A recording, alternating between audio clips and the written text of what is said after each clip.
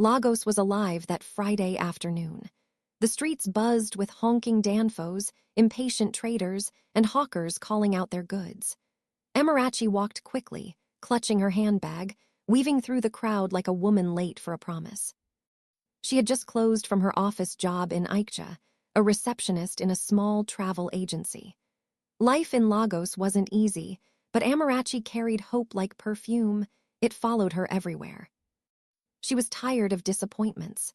Every man she met seemed to want her body, not her heart.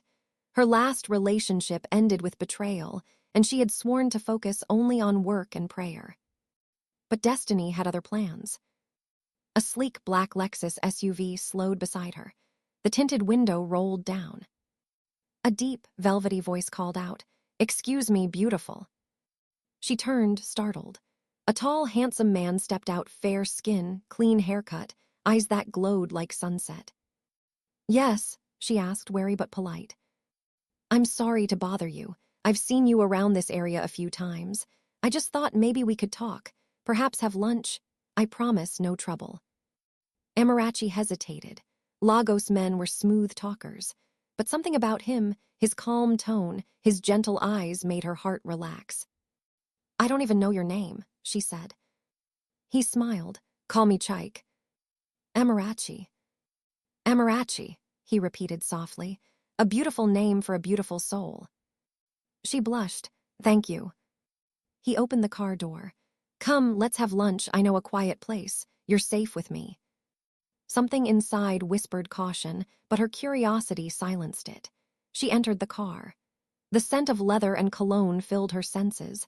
As they drove through the busy streets, Amarachi thought, maybe good men still exist. They reached a restaurant tucked in a serene corner of Aikcha.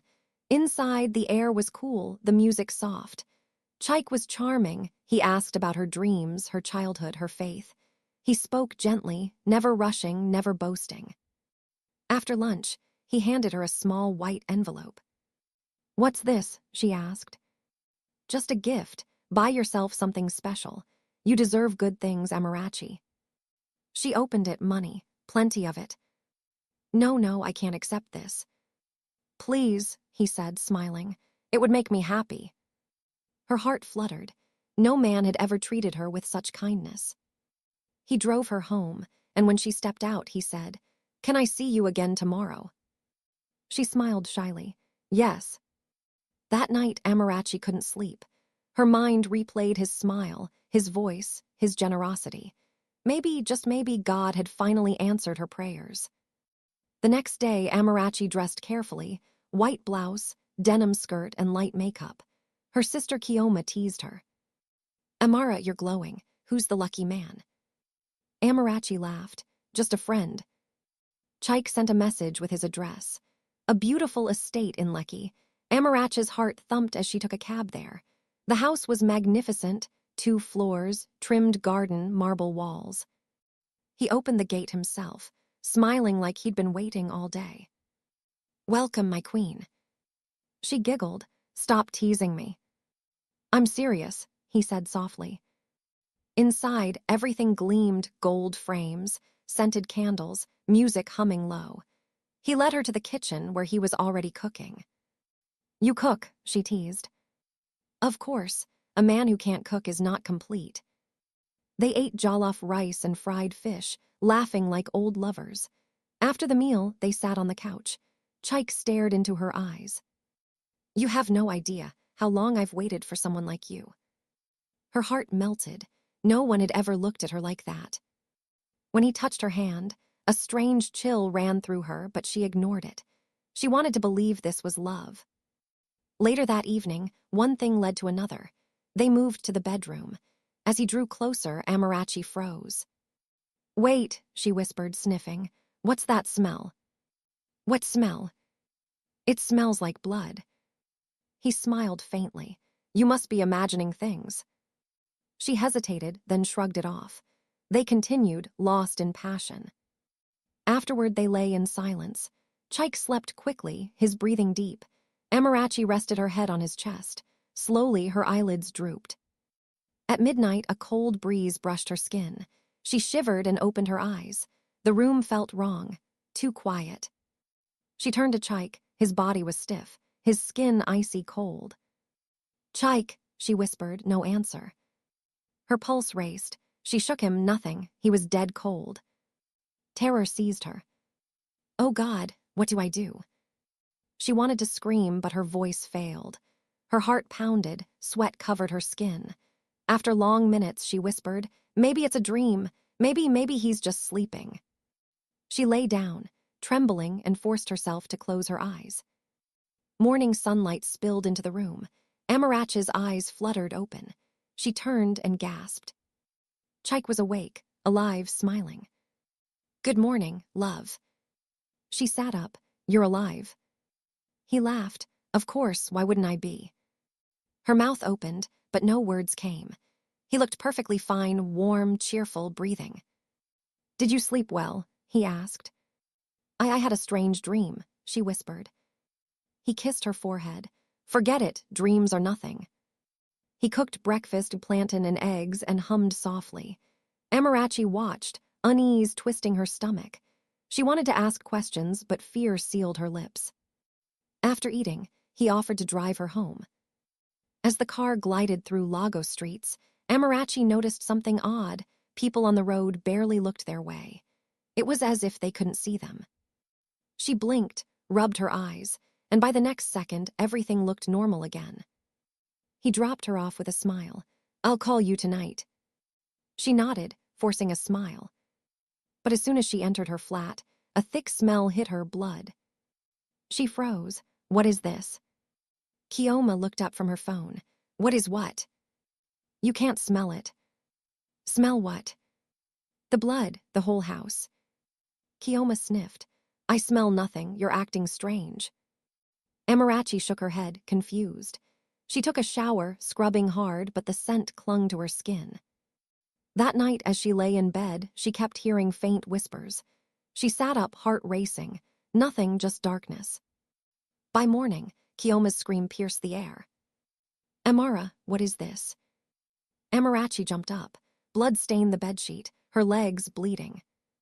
"Jesus, what's happening to me?" They rushed to the hospital. Doctors examined her, ran tests, whispered among themselves. Hours later, one returned, confused. "Madam, there's nothing wrong. Your body is fine. No infection, no wound. We can't explain the bleeding." Amarachi sobbed. "So what's happening to me?" The doctor shook his head. "We don't know." The bleeding continued day and night. Amarachi grew pale, weak, dizzy. Kioma cried, "We need to see a pastor." They went to a big church. The pastor laid hands on her. The moment he touched her, he shivered. "My daughter," he said slowly, "this is not ordinary. This is beyond me. Please pray for me." He sighed. "I will try." As he prayed, Amarachi screamed. The smell of blood filled the church. Candles flickered, chairs rattled. The pastor jumped back, trembling. This is deep marine covenant," he said. "Only someone with higher grace can break it." They tried another pastor. He refused. "I can't. This spirit is older than me." Desperate, Kioma called their mother in the village. "Something is wrong with Amarachi," she cried. "She's bleeding and no one can help." Their mother, Mama Nnena, came immediately. When she saw her daughter, she burst into tears. "Who did you sleep with, my child?" Amarachi whispered, "His name is Chike. He's good, Mama, kind." Mama Nnena's face darkened. "No good man carries death," sent. They traveled to their ancestral village. The path to the native doctor's shrine was narrow, lined with palm trees and red earth. Inside the shrine, cowries glistened on the floor. The old man sat cross-legged, his eyes closed. As soon as Amarachi entered, he opened them. "Ah, she has come." "Baba, please help us," Mama Nnena begged. "My daughter is dying." He nodded slowly. "She is no longer fully here. The night she laid with that man, her body was in two worlds." Amarachi gasped. "No, it was his house in Lagos." The old man shook his head. "No, child, it was a house of illusion. He took you to his realm, the realm of thirsty demons." Amarachi began to cry. "I didn't know. He was gentle, he." He gave you money, food, intimacy. Those were his tools. You received him willingly. The covenant is sealed. Mama and Nena fell to her knees. Please, Baba, break it. He looked at her sadly. This one cannot be broken. The blood will flow until her soul leaves her body. No man, no doctor, no pastor can stop it. Kioma wailed. So she will die. The old man nodded. Yes, the spirit has claimed her. He will come for her soon. Amarachi shook her head, tears streaming. No, I don't want to die. Then you should not have opened your heart to strangers who appear too perfect, the man said softly. They returned to Lagos. Amarachi grew weaker each day. The bleeding wouldn't stop. She couldn't eat. Her skin turned pale. At night, she saw Chike in her dreams. Don't be afraid, my love, he whispered. You'll soon be with me, forever. She'd wake up screaming. Mama and Nena prayed, Kioma cried, but nothing changed. One evening, as thunder rolled across the sky, Amarachi whispered, Mama, I'm tired. Her mother held her close. Stay with me, my child. Amarachi smiled faintly. I can see him, he's waiting. Her eyes fluttered shut. A cold wind swept through the room. The lights flickered. For a moment, a tall shadow stood by the door, then vanished. When dawn came, Amarachi's body was still. The blood had stopped. Her face looked peaceful. Mama and Nena screamed, My daughter, my only daughter. Kioma collapsed in tears. Outside, a black Lexus passed slowly, engine humming, though no one was inside. Epilogue. They buried Amarachi in her village. During the burial, a heavy rain fell, washing her grave with red mud. That night, villagers swore they saw a woman in white walking toward the river, humming softly. Some say her spirit joined her lover in the realm beyond. Others say she wanders, warning women never to fall for men who appear from nowhere, smelling of blood and wealth. Moral. Not every handsome face carries love. Not every gift is a blessing. Some lovers come from the shadows, and they never leave alone.